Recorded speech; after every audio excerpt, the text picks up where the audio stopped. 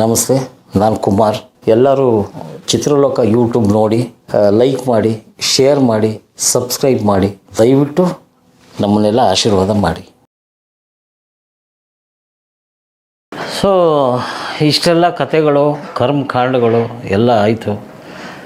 ಮನೇಲೇನು ಅಂದರೆ ನಮ್ಮ ತಾಯಿ ಮತ್ತೆ ಸ್ಟಾರ್ಟ್ ಮಾಡೋಕ್ಕೆ ಬೈಯಕ್ಕೆ ಸ್ಟಾರ್ಟ್ ಮಾಡಿದ್ರು. ಅದೇ ಹೇಗೇನು ಅಜ್ಜಿ ಬರ್ತಾರೆ ನನ್ನ ಲೈಫಲ್ಲಿ. ಅಜ್ಜಿ 87ರಲ್ಲಿ ಸತ್ತರು. ಈಗಲೂ ಮನ್ಸಿಗೆ ಬೇಜಾರಾದಾಗ ಅದೇ ಹಸಿರು ಸೀರೆ ಉಟ್ಕೊಂಡು, ಅದೇ ಬಿಳಿ ಜಾಕೆಟ್ ಉಟ್ಕೊಂಡು, ಏನು ಮಗ ನಾನು ಇದೀನಿ ಕಣೋ, ನೆಮ್ಮದಿಯಾಗಿರೋ ಅಂತಾರೆ. ಎಲ್ಲಮ್ಮ ನೀನು ನೆಮ್ಮದಿಯಾಗಿರೋದು ಬಿಟ್ಬಿಡ್ತೀಯ. ನಾವು ಮೊದಲೇ ಅಂಬರೀಷ್ ಭಕ್ತರು ನಾವು. ಅದಕ್ಕೇನು ಚಿಕ್ಕ ಒಂದು ಕಥೆ ಹೇಳ್ತೀನಿ. ಆಪ್ರೇಷನ್ ಅಂತ ಟೈಮಲ್ಲಿ ನಾವು ಕ್ಲಾಪ್ ಕೊಡ್ತಾಯಿದ್ವಿ. ಅಂಬರೀಷ್ಗೆ ಎತ್ಕೊಂಡೋಗಿ ಕ್ಲಾಪ್ ಕೊಡೋದು, ಅಂಬರೀಷ್ ಅವರ ಫೇಸ್ಗೆ ಕ್ಲಾಪ್ ಕೊಟ್ಟು ಅನೌನ್ಸ್ ಮಾಡ್ಬೇಕು ನಾವು. 144/4 ಟೇಕ್ 4 ಹಿಂಗೆ ಹೇಳಬೇಕು. 144 ಸೀನ್ ನಂಬರು, 44 ಶಾರ್ಟ್ ನಂಬರು, /4 ಟೇಕ್ 4 ಆಗೋಯ್ತದು. ಅದನ್ನು ಜೋರಾಗಿ ಹೋಗಬೇಕು. 144/44 ಟೇಕ್ 4 ಅನ್ಬೇಕು. ಅದನ್ನು ಹೇಳಿದ ತಕ್ಷಣ ಅಂಬರೀಷ್ ಅವರು ಹಿಂಗೆ ನೋಡಿದ್ರು, ಯಾರು ಕೂಗಿದ್ದು ಅಷ್ಟು ಫಾಸ್ಟು. ನಮ್ಮನ್ನೆಲ್ಲ ಅಬ್ಸರ್ವ್ ಮಾಡ್ತಾಯಿದ್ರು ಅವರು. ಆಮೇಲೆ ಅಂಬರೀಷ್ ಅವರು, ಉಪೇಂದ್ರ ಸಾರ್ ಅಂದರು ನಮ್ಮ ಗುರುಗಳು, ನಿನಗೆ ಇದೆಯೋ ಇಲ್ವೋ ಗೊತ್ತಿಲ್ಲ, ಆದರೆ ನಿಮ್ಮವನವನಲ್ಲ ಎಲ್ಲ ಐತಪ್ಪ ಅಂತ ನನ್ನ ಮಕ್ಕ ನೋಡಿ ಹೇಳಿದ್ರು. ನಾನು ಟಕ್ಕಂತ, ಸರ್ ನಿಮ್ಮ ಫಾಲೋವರ್ ಅಲ್ವಾ ಸರ್ ನಾವು, ನಿಮ್ಮ ಅಭಿಮಾನಿಗಳು ಅಂದರೆ ನಿಮ್ಮ ಫಾಲೋವರ್, ನಾವು ನಿಮ್ಮ ವಾರಸ್ದಾರರು ಅಲ್ಬಿಟ್ಟೆ. ಜೋರಾಗಿ ನಗ್ಬಿಟ್ರು ಅಂತ. ಸೊ ಅವಾಗಿಂದ ಅವ್ರಿಗೆ ಒಂದು ಆತ್ಮೀಯತೆ ಜಾಸ್ತಿ ನಮ್ಮನ್ನು ಕಂಡ್ರೆ. ಇರಪ್ಪ ಮನೆಗೆ ಹೋದ್ರೆ, ಇರಪ್ಪ ಕೇಕ್ ಬರುತ್ತೆ ಇರಪ್ಪ ಅನ್ನೋರು. 100 ಜನ ನಿಂತಿದ್ರು, ನಾವು ಎದ್ದು ಕಾಣಿಸ್ತಾ ಇದ್ವಿ. ಬಾ ಕೇಕ್ ತಿನ್ನು ಅಂತ. ಅದು ಒಂಥರ ಹಣ್ಣಿಂದು ಫ್ರೂಟ್ ಕೇಕು ಎಲ್ಲ ಇರೋದು. ಅದು ತಿಂದೇ ಇರಲಿಲ್ಲ ಲೈಫಲ್ಲಿ. ಅಂಥ ಕೇಕೆಲ್ಲ ತಿಂದ್ಕೊಂಡು, ಇದೇ ನಮ್ಮ ಸುಂದರಗಳು ಅವ್ರ ಜೊತೆ ಹೋದಾಗ ಸ್ಕೂಟ್ರಲ್ಲಿ ಹೋಗ್ತಾಯಿದ್ವಿ ಅವ್ರ ಮನೆಗೆ. ಸೊ ಈ ಥರ ಇನ್ಸಿಡೆಂಟೆಲ್ಲ ಆಗಿ ನಾವು ಈಚೆ ಹಂಗೆ ನಮ್ಮ ಅಜ್ಜಿ ಈಗಲೂ ಸಮಾಧಾನ ಮಾಡಿಕೊಂಡು, ಇರಲಪ್ಪ ನೀನು ಒಂದಲ್ಲ ಒಂದಿನ ಒಳ್ಳೇದಾಗತ್ತೆ. ಏನಮ್ಮ ಹಿಂಗೆ ಹೇಳ್ತೀನಿ ನೀನು, ವಯಸ್ಸಾಗೋ ಟೈಮಲ್ಲಿ ಅದೇ ಶುಗರ್ ಜಾಸ್ತಿ ಬಂದ್ಬಿಟ್ಟು ICU ಮಲಗಿದ್ರೆ ಅಲ್ಲೋಗಿ ಬಿರಿಯಾನಿ ಯಾರೋ ತೊಗೊಂಡೋಗಿ ಕೊಟ್ಟರಂತೆ ತಿನ್ನು ಅಂತ. ಹಂಗಾಗ್ಬಿಟ್ರೆ ಏನು ಕತೆ. ಹೆಂಡ್ತಿ ಮಕ್ಕಳು ಎಲ್ಲ ಹಿಂಗೆ ತುಂಬ ಫೀಲ್ ಆಗ್ತಾಯಿದೆ, ದುಃಖ ಆಗ್ತಾಯಿದೆ ಅಂತ ಕನಸಲ್ಲಿ ಹೇಳ್ಕೊಳ್ಳೋದು ನಾನು. ಮೊನ್ನೆನೂ ಏನಕ್ಕಿದ್ದೆಲ್ಲ ಹೇಳ್ಕೊಳ್ತೀನಿ. ನಮ್ಮ ತಾಯಿ ಇವತ್ತು ನಾನು ಡೈರೆಕ್ಟ್ರು ಅಂತ ಗೊತ್ತೇ ಇಲ್ಲ ನಮ್ಮ ತಾಯಿಗೆ. ಇದು ಅವರೇನೋ ಸಿನಿಮಾದಲ್ಲಿ ಏನೋ ಟೀ ಕಾಫಿ ಕೊಡ್ತಾರೆ, ಈ ಕೆಲಸ ಮಾಡ್ತಾನೆ. ಸರಿ, ಏನು ಕಡ್ದು ಗುಡ್ಡ ಹಾಕ್ತೇನೆ ನೀನು ಡೈರೆಕ್ಟ್ರ್, ಹೇಳು ಏನು ಸಂಪಾದನೆ ಮಾಡಿದ್ಯಾ, ನನ್ನೇ ಕಾಸು ಕೇಳ್ತೀಯಾ ಅಂತಾರೆ. ಇದೊಂದು ಇನ್ಸಿಡೆಂಟ್ ಏನಾಯಿತು ನನ್ನ ಲೈಫಲ್ಲಿ. ಈ ಲವ್ದು ಬಂದಲ್ಲ, ಲವ್ದು ಬರ್ತಾಯಿದೆ. ಹಿಂಗೆ ಲವ್ ಮಾಡೇ ಬಿಡೋಣ ಅಂತಗೇನು, ಲವ್ ಮಾಡಬೇಕು ಅಂದರೆ ಬರೋಲ್ಲ, ಅದಂಗೆ ಇದೆ, ಇಲ್ಲಿಂದ ಬರಬೇಕು. ಒಂದು ಹುಡುಗಿ ಕ್ರಾಸ್ ಆಯಿತು. ಆ ಹುಡುಗಿ ಹೆಸರು ಬೇಡ. ಸೊ ಅವಳು ಏನಾದರೂ, ಇವಾಗ ನಾವು ಉಪೇಂದ್ರ ಟೀಮಿಂದ ಎಲ್ಲ ಡೈರೆಕ್ಟ್ರು ಎಲ್ಲ ಆಯಿತು, ನಂದಕುಮಾರ್ ಆಫೀಸು. ಅಲ್ಲೊಂದು ಹುಡುಗಿ ಬರೋಕ್ಕೆ ಸ್ಟಾರ್ಟ್ ಆಯಿತು. ಅವಳು ಏನು ಅಂದರೆ RV ಕಾಲೇಜಲ್ಲಿ ಓದ್ತಾಯಿದ್ಲು. ಓದ್ತಾಯಿದ್ದಾಗ ಹಂಗೆ ಮಾತಾಡಿಕೊಂಡು, ಅವಳು ಈ ಸೈಕಾಲಜಿ ಸ್ಟೂಡೆಂಟು, ಪ್ರೆಸ್ಸಲ್ಲಿ ಇದ್ದಂಥ ಅವ್ರ ಬ್ಯಾಕ್ಗ್ರೌಂಡು ಪ್ರೆಸ್ಸಲ್ಲಿ ಇದ್ದಂಥವ್ರು. ಹಂಗೆ ಡೈಲಿ ಬಂದು ಅವ್ರ ಹತ್ರನೂ ಕಥೆಗಳು ಡಿಸ್ಕಷನ್ ಮಾಡಿ ಅದೇನೋ ಫಸ್ಟು ಆಗುತ್ತಲ್ಲ ಆಕರ್ಷಣೆ, ಇನ್ಫ್ಯಾಚುಯೇಷನ್ ಅಂತಾರೆ ಏನೋ ಇಂಗ್ಲೀಷಲ್ಲಿ, ಫಸ್ಟ್ ಲವ್. ಆ ಥರ ಒಂದು ಲವ್ ನನಗಾಗ್ಬಿಡ್ತು. ಅವಳು ಹಂಗೆ ಇರೋಳು, ಚೆಲ್ಲಾಗಿ ಅಂದರೆ ತುಂಬ ಹತ್ರ ಸ್ಪಂದಿಸೋಳು. ಎಲ್ಲ ಇದು ಮಾಡಬೇಕಾದ್ರೆ ನಮ್ಮ ಗುರುಗಳು ಹೇಳಿದ್ದು ಜ್ಞಾಪಕ ಮಾಡ್ತು. ಲವ್ ಅಲ್ವಾ, ಕರೆಕ್ಟು, ಒಬ್ಬ ಡೈರೆಕ್ಟ್ ಆಗಿರೋನು ಲವ್ ಮಾಡಬೇಕು. ಲವ್ ಮಾಡಿದ್ರೆ ತಾನೇ ಸೀನ್ಗಳು ಅವೆಲ್ಲ ಹೆಂಗೆ ಏನು ಅಂತ ಆಯಿತು ಅಂದ್ಬಿಟ್ಟು ಲವ್ ಇಲ್ಲಿಂದ ಸ್ಟಾರ್ಟ್ ಅರಳ್ಬಿಡ್ತು ಲವ್ವು. ಅವಳಿಗೆ ಹೆಂಗೆ ಹೇಳೋದು, ಭಯ. ನಮಗೆ ಏನೇ ಡೈರೆಕ್ಟರ್ ಆದರೂ ಲೊಕೇಶನಲ್ಲಿ ಹಂಗಿರ್ತೀವಿ, ಹುಲಿ ಥರ ಐ ಅಂದ್ಕೊಂಡು, ಇಲ್ಲ ಐ ಅಂತ ಹಿಂಗೆ ಆಗೋಗ್ತೀವಿ. ಸೊ ಹೆಂಗೆ ಹೇಳೋದು ಅವಳಿಗೆ. ಅಲ್ಲೂ ಒಂದು ಸ್ಕ್ರೀನ್ ಪ್ಲೇ. ಅವು ಬಂದ್ಲು, ಇವತ್ತು ಹೇಳ್ಬಿಡೋಣ ಒಂದು ಲವ್ ನೋಡಿ, ಈ ಥರ ಯಾರೋ ಒಬ್ಬ ಲವ್ ಮಾಡ್ತಾವ ನಿನ್ನ, ತುಂಬ ಇಷ್ಟಪಟ್ಟವನೇ. ಅವಳಿಗೆ ಕ್ಯೂರಿಯಾಸಿಟಿ, ಯಾರದು ಲವ್ವು, ಯಾರೋ ಹೋಗೋ ಬರೋ ಅಂತಲೇ ಅವಳು ಕೇರೆ ಮಾಡ್ತಾ ಇರಲಿಲ್ಲ. ಇಲ್ಲ ಕಡೆ ಹಿಂಗೆ ಯಾವನೋ ಒಬ್ಬ ಬೇಕಾರೋ ಲವ್ ಮಾಡ್ತಾವನೆ, ಏನು ಹೇಳಲಿ ಅವನಿಗೆ, ನೀನು ಹೇಳು ಅಂತ. ಅವಳು ಫುಲ್ ರಾತ್ರಿ ಎಲ್ಲ ನಿದ್ದೆ ಇಲ್ಲ, ಯಾರು ನನ್ನ ಲವ್ ಮಾಡ್ತಾ ಇರೋದು, ಯಾರು ಹೇಳೋ ಅಂತ ನಿನ್ನ ಸಸ್ಪೆನ್ಸ್ ಇಟ್ಟೆ ನೀನು 2 ದಿವಸ ಆದಮೇಲೆ ರಿವೀಲ್ ಮಾಡ್ತೀನಿ. ಫಸ್ಟು ಅವಳಲ್ಲಿ ಏನಿದೆ ತಿಳ್ಕೊಬೇಕಲ್ಲ. ಆಮೇಲೆ 2 ದಿವಸ ಆದಮೇಲೆ ನಾನೇ ಕಣೆ ಅಂದೆ. ಅವಳಿಗೂ ಏನೋ ಓಕೆ ಅದು. ಈ ಲವ್ ಯಾವ ರೇಂಜ್ಗೆ ಅಂದರೆ ಏನೂ ಇಲ್ಲ ಸೆಂಟ್ರಲ್ಲಿ. ಅವಳಲ್ಲಿ ಆಫೀಸಲ್ಲಿ ಬರ್ತಾಯಿದ್ಲು, ಮಾತಾಡ್ತಾಯಿದ್ವಿ, ಹೋಗ್ತಾಯಿದ್ವಿ. ತಿರ್ಗಾ ಮನೆಗೆ ಗೊತ್ತು, ನಮ್ಮ ಮನೆಗೆ ಬರೋವಳು, ಮಾತಾಡೋವಳು, ಹೋಗೋಳು. ಸೊ ಇದೆಲ್ಲ ಏನಾಯಿತು, ನಮ್ಮ ಮನೆಗೂ ಗೊತ್ತಾಯಿತು, ಅವ್ರ ಮನೆಗೂ ಗೊತ್ತಾಯಿತು. ಒಂದು ಫೈನ್ ಡೇ ಏನಾಯಿತು, ಕೆಲಸ ಅದು ಇದು ಏನೂ ಇಲ್ಲ ನಮಗೆ. ಈ ಅವಳಿಗೇನಾಯಿತು, ನಾಳೆ ದಿವಸ ಹಿಂಗೆ ಅವರೆಲ್ಲ ಸ್ವಲ್ಪ ರಾಯಲ್ ಫ್ಯಾಮಿಲಿ, ಅವರು ಹೈ ಲೆವೆಲಲ್ಲಿದ್ದರು ಇರೋರು. ಇವಾಗ ಮದುವೆ ಆದರೂ ಸ್ವಲ್ಪ ಕಷ್ಟ ಲೀಡ್ ಮಾಡೋದು ಅಂತ ನನಗೂ ಅನ್ನಿಸ್ತು. ಏನು ಸೆಂಟ್ರಲ್ ಏನಿಲ್ಲ, ನಮ್ಮ ಮನೇಲಿ ಒಪ್ಕೊಂಡಿಲ್ಲ. ಕೊನೆಗೆ ನಮ್ಮ ತಾಯಿ ವಿಷ ಕುಡಿತೀನಿ ಅದು ಇದು ಅಂತ ಹಳೆ ಸಿನಿಮಾ ಸ್ಟೈಲಲ್ಲಿ ಅವ್ರದ್ದು, ಅವ್ರ ಮನೇಲೂ ಒಪ್ಕೊಂಡಿಲ್ಲ. ಸೊ ಹಿಂಗಾಗಿ ಅವಳಿಗೆ ಹೇಳಿದೆ, ಹಿಂಗಿದೆಯಮ್ಮ, ಏನು ಮಾಡೋದು, ನಿನಗೆ ಇಷ್ಟ ಆಗಿರೋ ಏನು ಇಲ್ಲಿವರೆಗೂ ಫ್ರೆಂಡ್ಲಿ ತಾನೇ ಇದ್ದಿದ್ದು, ಓಡಾಡ್ಕೊಂಡ್ವಿ, ಯಾವ ಹೋಟ್ಲು ಹೋಗಿಲ್ಲ, ಯಾವ ದೇವಸ್ಥಾನ, ಎಲ್ಲೂ ಸಿನಿಮಾ ಯಾವುದೂ ಹೋಗಿಲ್ಲ. ನಮ್ಮ ಮನೆಗೆ ಬಂದು ಮಾತಾಡ್ತಾ ಇದ್ದೆ ಎಲ್ಲರ ಮುಂದೆನೂ. ನಾವು ಎಲ್ಲ ಕಡೆನೂ ಜಾಲಿಯಾಗಿ ಸಿನಿಮಾ ಬಗ್ಗೆ ಅದ್ರ ಬಗ್ಗೆ ಮಾತಾಡ್ತಾಯಿದ್ವಿ ಅಷ್ಟೇ. ನಾವಿಬ್ಬರು ಮದುವೆ ಆದರೆ ಲೈಫ್ ಲೀಡ್ ಹೆಂಗಿರುತ್ತೆ ಏನೋ ಅಂತ. ಬಟ್ ನನಗೆ ಫೈನಾನ್ಷಿಯಲಿ ಏನೂ ಇಲ್ಲ.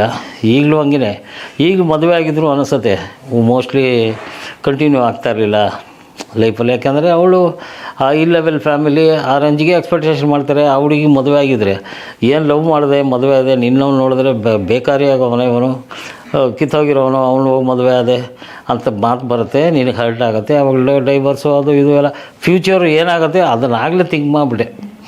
ಓ ಹಿಂಗಾಗೋದು ಕಷ್ಟ ಅಂತ. ಸೇಫ್ಟಿ ಫ್ರೆಂಡ್ಲಿಯಾಗಿ ಇರೋಣಮ್ಮ. ನೀನು ಮದುವೆ ಆದ್ರೂ ನಾಳೆ ದಿವಸ ನಿನ್ನ ನೋಡ್ತೀನೋ ಇಲ್ವೋ ಗೊತ್ತಿಲ್ಲ, ಬಟ್ ನಾನು ಸಿನಿಮಾ ಏನಾದರೂ ಒಳ್ಳೆಯ ಸ್ಥಾನಕ್ಕೆ ಬಂದರೆ ನನ್ನನ್ನು ನೀನು ನೋಡಿ ಒಂದು ಇದು ಮಾಡೋ ಅಷ್ಟೇ. ಯಾವಾಗಾದರೂ ಸಿಕ್ಕಿದ್ರೆ ಮಾತಾಡೋಣ ಅಂದ್ಬಿಟ್ಟು ಫ್ರೆಂಡ್ಲಿ ಇದು ಮಾಡಿದ್ವಿ. ಆವತ್ತು ಹೋದವಳು ಇವತ್ತು ನನ್ನ ಕಣ್ಣಿಗೆ ಕಾಣಿಸಿಲ್ಲ. ಎಲ್ಲೋ ಮದುವೆಯಾಗಿ ಚೆನ್ನಾಗಿ ಸೆಟ್ಲಾಗಿದ್ದಾಳೆ ಅಂತ ಸುದ್ದಿ. ಅಷ್ಟು ಬಿಟ್ಟರೆ ಆಯಿತು. 23-24 ವರ್ಷ ಆಯಿತು. ಲವ್ ಇಲ್ಲಿ ನಿಂತೋಯ್ತು, ಕಟ್ಟಾಯಿತು. ಇದಾದಮೇಲೆ 23 ವರ್ಷ ಕಳೆದೋಯ್ತು ಹಂಗೆ ನನ್ನ ಲೈಫಲ್ಲಿ. ಇದು ಕಂಟಿನ್ಯೂ ಮಾಡ್ತೀನಿ, ಲವ್ ಕಂಟಿನ್ಯೂ ಆಗಿಲ್ಲ. ಆಮೇಲೆ ನೆಕ್ಸ್ಟು ಮದುವೆ ಆಯಿತು. ನಮ್ಮ ಮನೇಲಿ ಆ ಪಂಡ್ರಿಬಾಯಿ ಕ್ಯಾರೆಕ್ಟ್ರು ನಮ್ಮ ಮನೇಲಿ ನನ್ನ ಹೆಂಡ್ತಿ. ಹೆಂಗೆ ಅಂದರೆ ಹಳ್ಳಿ ಹುಡುಗಿ, ಅದನ್ನು ಮಾಡ್ತೀನಿ, ಕಟ್ ಮಾಡಿದೆ ಸ್ಕ್ರಿಪ್ಟ್ ಇದು, ಆ ಸಸ್ಪೆನ್ಸ್ ಇಡಬೇಕು ಅಂತ. ಇಲ್ಲಿ ಮದುವೆ ಆಯಿತು. ಈ ಮದುವೆ ಆದಮೇಲೆ ನನ್ನ ಹೆಂಡ್ತಿಗೆ ವಿಷಯ ಎಲ್ಲ ಹೇಳಿದೆ, ನೋಡಿ ಹಿಂಗಾಯಿತು. ಅಂದ್ಲವಳು. ಏನಿಲ್ಲ ಕಡೆ, ಬೇರೆ ಏನಿಲ್ಲ, ಏನು ಮಕ್ಳಿಗಿಕ್ಳು ಏನಾಗಿಲ್ಲ, ಸುಮ್ಮನೆ ಡಿಸ್ಟೆನ್ಸ್ 10 ಅಡಿ ಮಾತಾಡಿಕೊಂಡು ಹಂಗೆ ಹೋಗ್ತಾಯಿದ್ವಿ. ನಮ್ಮ ಮನೇಲೇ ಎಲ್ಲರ ಮುಂದೆನೂ ಮಾತುಕತೆ ಆಯ್ತು, ಇದು ಲವ್ ಆಯಿತು. ಇರೋ ವಿಷಯ ಹೇಳಿದೆ, ಇನ್ನೇನಿಲ್ಲ, ಮೈನಸ್ ನನ್ನ ಲೈಫಲ್ಲಿ ಏನೂ ಇಲ್ಲ. ಸರಿ ಅಂದ್ಬಿಟ್ಟು ವಿಷಯ ಹೇಳೋದು ಒಳ್ಳೆಯದು, ಹಿಂಗಾಯ್ತು ಅಂತ. ನಾಳೆ ದಿವಸ ಅವಳಿಗೆ ಇನ್ಯಾರೋ ಹೇಳಿ ಡೌಟ್ ಬಂದು ನಾಳೆ ದಿವಸ ಎಲ್ಲೋ ಮುತ್ಕೀರು ಮಾತಾಡ್ಸಾದ್ರು ನಿನಗೂ ಅವ್ರಿಗೂ ಏನೋ ಸಂಬಂಧ ಐತೆ ಅಂತ ಹೇಳ್ಬಿಟ್ರೆ ಕಷ್ಟ ಅಂದ್ಬಿಟ್ಟು ಇರೋ ವಿಷಯ ಹೇಳ್ಬಿಟ್ಟೆ. ಅವಳಿಗೆ ಇವತ್ತವರೆಗೂ ಅಷ್ಟೇ, ನನ್ನ ಹೆಂಡ್ತಿ ಮಲಗಿದ್ದಾಗೆದ್ದರೆ 2 ಕಾಲು ಹಂಗೇ ನಮಸ್ಕಾರ ಮಾಡಿಕೊಂಡು ಹಿಂಗೆ ಮುಕ್ಕೊಂಡು ಹಂಗೆ ಹೋಗ್ತಾಳೆ ಅಂತ ಸಾಧ್ವಿ. ಅವಳಿಗೆ ಏನು ಮೋಸ ಮಾಡೋದು ನಮ್ಮ ಮನ್ಸಿಗೆ ಬರೋಲ್ಲ. ಮೋಸ ಮಾಡೋಷ್ಟು ಇಲ್ಲ ಈಗ, ಆ ಟೈಮು ಇಲ್ಲ, ಯೋಚನೆಯೂ ಇಲ್ಲ.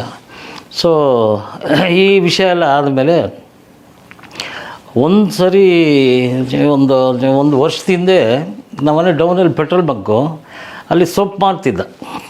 ಪೆಟ್ರೋಲ್ ಬಂಕ್ ಹತ್ರ ಒಂದು ಸೊಪ್ಪು ಮಾರ್ತಾಯಿದ್ದಾಗ ನಾನು ನನ್ನ ಹೆಂಡ್ತಿ ಆ ಕಡೆಯಿಂದ ನನ್ನ 2 ವೀಲರು ಓಡಿಸ್ಕೊಂಡು ಬಂದು ಸೊಪ್ಪು ತೊಗೊಳ್ತದ್ವಿ. ಏನೋ ಚೀಪಾಗಿ ಮಾರ್ತಾವೆ ನೋಡ್ರಿ. ಅವಳಿಗೆ ಹಂಗೆ 10 ರೂಪಾಯಿ ದಂಟಿನ ಸೊಪ್ಪು ಅಂದರೆ ನನ್ನಷ್ಟು ದಪ್ಪ ಇತ್ತು. ಏನೇ ಅಷ್ಟು ದಪ್ಪ ಐತೆ, ಬಲ್ತು ಬಿಡಿದೆ ಬೆಳೆ ಅಂದೆ. ಇಲ್ಲ ತೊಗೊಳ್ಳೋಣ ಬಿಡ್ರಿ ಅಂದ್ಬಿಟ್ಟು ನಿಲ್ಲಿಸ್ಬಿಟ್ಟು ಸೊಪ್ಪು ತೊಗೊಂಡ್ರೆ ಪಕ್ಕದಲ್ಲಿ ಒಂದು ಕ್ಯಾರೆಕ್ಟರ್ ಬಂದು ನಿಲ್ತು ಸ್ಟೈಲಾಗಿ. ಎಷ್ಟು ಸೊಪ್ಪು ಅಂತ ಒಂದು ವಾಯ್ಸು, ಲೇಡಿ ವಾಯ್ಸು. ಹಿಂಗೆ ತಿರುಗಿ ನೋಡಿದೆ, ಎಲ್ಲೋ ಕೇಳ್ದಂಗೆ ಇದೆಯಲ್ಲ ಅಂತ ನೋಡಿದ್ರೆ ನನ್ನ ಹಳೆ ಡವ್ವು, ಆ ಹಳೆ ಹುಡುಗಿ ಲವ್ ಇದು ಮೊನ್ನೆ. ಸರಿ ನನ್ನ ಹೆಂಡ್ತಿಗೆ ಹೇಳೋಂಗಿಲ್ಲ ಬಿಡೋಂಗಿಲ್ಲ, ನೀನು ಹೇಳಿದ್ನಲ್ಲ ನನ್ನ ಲವ್ವು ಇಲ್ಲೈತೆ ನೋಡು, ಇಲ್ಲೈತೆ ಅಂತ ಹೇಳೋಂಗಿಲ್ಲ, ಪಕ್ಕದಲ್ಲೇ ನಿಂತವಳೆ. ಸರಿ ಅವಳನ್ನ ಕೇಳ್ತಾ ಇದ್ಲು ಸೊಪ್ಪು. ಅವನು 10 ರೂಪಾಯಿ ಮೇಡಮ್ ಅಂತಿದ್ದ. ಅವನ ಹತ್ರ ನೋಡ್ಬಿಟ್ಟು ತಿರ್ಗಾ ನನ್ನನ್ನು ಹಿಂಗೆ ನೋಡಿದ್ಲು, ನಾನು ಹಿಂಗೆ ನೋಡಿದೆ ಅಷ್ಟೇ. 20 ವರ್ಷ ಆದಮೇಲೆ ಹಿಂಗೆ ನೋಡ್ಬಿಟ್ಟು ಹೋಗ್ಬಿಟ್ಲು. ಹಂಗೆ ಆ ಕಡೆ ಹೋದ್ಲು, ಹಂಗೆ ಹೋಗ್ಬಿಟ್ಲು. ಆಮೇಲೆ ಇವಳಿಗೆ ಹೇಳ್ದೆ, ಯಾರು ಗೊತ್ತೇನೋ ಇವಳು ಅಂತ. ಯಾರು ಅಂದ್ಲು ಸ್ವಲ್ಪ ಸೀರಿಯಸ್ ಆಗಿ. ಅದೇ ಲವ್ ಮಾಡಿದೆ, ಆಮೇಲೆ ಬೇಡ ಅಂದಲ್ಲ. ಓಹೋ, ನಾನು ನೋಡಿಲ್ಲ, ಮುಖ ನೋಡಿಲ್ಲ ಅಂದು. ಸರಿ ಬಂದುಬಿಟ್ವಿ. ಇದನ್ನ ಹೇಳಿ ಬರ್ತಾ ಇದ್ದಂಗೆ ನನಗೆ ಫೋನು, ನನ್ನ ನಂಬರ್ ಹೆಂಗೆ ಕಲೆಕ್ಟ್ ಮಾಡಿಬಿಟ್ಟಿದ್ದಾಳೆ ಅವಳು. ಹಿಂಗೆ ನಿನಗೆ ಟ್ವಿಸ್ಟ್ ಕೊಟ್ಟಿದ್ದು ಅಂದ್ಲು. ಏನು ಟ್ವಿಸ್ಟೇ? ನನಗೆ ಟ್ವಿಸ್ಟೇ ಏನು ಮಾಡ್ತಾಯಿದ್ದೆ ಏನು ಅಂದರೆ, ಏನು ಅವಳು ಓಪನ್ ಡೈಲಾಗ್ ಏನಿತ್ತು ಆಗಲೂ ಅಂದರೆ, ಯಾವ ಕಾರ್ ಇಟ್ಟಿದೆಯಾ, ಎಷ್ಟು ಕಾರ್ ಇಟ್ಟಿದೆಯಾ, ಏನು ಬಂಗ್ಲೆ ತೊಗೊಂಡಿದ್ಯಾ, ಎಷ್ಟು ಬಂಗ್ಲೆ ಇದೆ ಅಂತ ಕೇಳಿದ್ಲು. ಅಂದರೆ ಇವಳಿಗೆ ಹಣದ ವ್ಯಾಮೋಹ ಜಾಸ್ತಿ, ಸೊಸೈಟಿಯಲ್ಲಿ ಆ ರೇಂಜಿಗೆ ಇರಬೇಕು ಅಂತ ಆಸೆ. ಈಗ ನಾನು ಲ್ಯಾಕ್ಸ್ ಟುಗೆದರ್ ಬಿಸ್ನೆಸ್ಸು ಅದು ಇದೆಲ್ಲ ಇದೆ, ಆಮೇಲೆ ನಂದು ಅದಿದೆ ಇದಿದೆ ಏನೇನೋ ಇದೆ, ನಾನು ಹೇಳೋಕ್ಕಾಗಲ್ಲ. ಬಿಸ್ನೆಸ್ ಸಖತ್ತಾಗಿದೆ ಅಂದ್ಬಿಟ್ಟು ಅವರು ಯಜಮಾನ್ರದ್ದು ಅವ್ರ ಮಗಳದ್ದು ಎಲ್ಲ ಫೋಟೋ ಕಳಿಸಿದ್ಲು. ನಾನು ನಮ್ಮ ಫ್ಯಾಮಿಲಿದೆಲ್ಲ ಹಂಚ್ಕೊಂಡೆ. ಸೊ ಅವಾಗ ಅನ್ನಿಸ್ತು, ಓಹೋ, ಪ್ರಪಂಚದಲ್ಲಿ ದುಡ್ಡು ಅಲ್ಟಿಮೇಟ್ ಆಗಿಬಿಟ್ಟಿದೆ. ಹೌದು, ದುಡ್ಡು ಒಂದು ರೇಂಜಿಗೆ ಬೇಕಷ್ಟೇ. ಈಗ ಮೊನ್ನೆ ಯಾರಿಗೋ ಹೇಳ್ತಿದ್ದೆ, ತಲೆಯಲ್ಲಿ ಕೂದಲು ಹೋಗ್ಬಿಟ್ಟಿದೆ, ನಮಗೂ ಹೋಗಿದೆ ಸ್ವಲ್ಪ ಈ ಕಡೆ. ನಿಮ್ಮ ಬಿಲ್ಡಪ್ ಹಿಂಗೆ ಬಿಟ್ಟಿರೋದು ಒಂದು ಸ್ವಲ್ಪ ಹೋಗಿದೆ.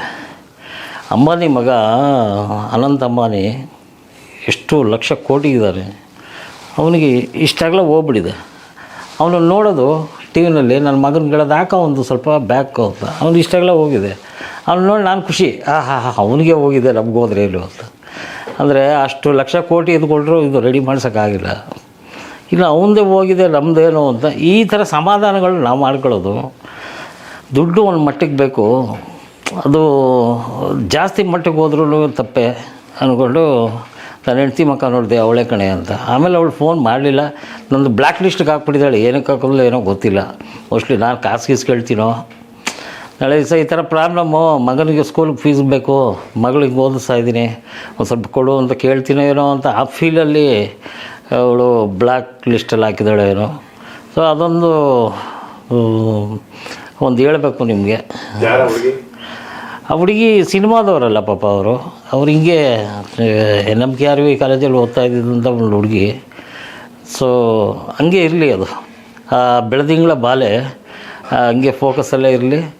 ಸೊ ಅದಾದಮೇಲೆ ಈ ನಮ್ಮ ಜೂನಿಯರ್ ಪಾಂಟ್ರಿ ಬಾಯಿ ನಮ್ಮ ಲೈಫಲ್ಲಿ ಎಂಟ್ರಿ ಆದಮೇಲೆ ಇವತ್ತವರೆಗೂ ನಾನು ಒಂದು 10-15 kg ದಪ್ಪ ಆಗಿದ್ದೀನಿ ಅಂದರೆ ಅವಳು ಒಂದು ಕಾರಣ.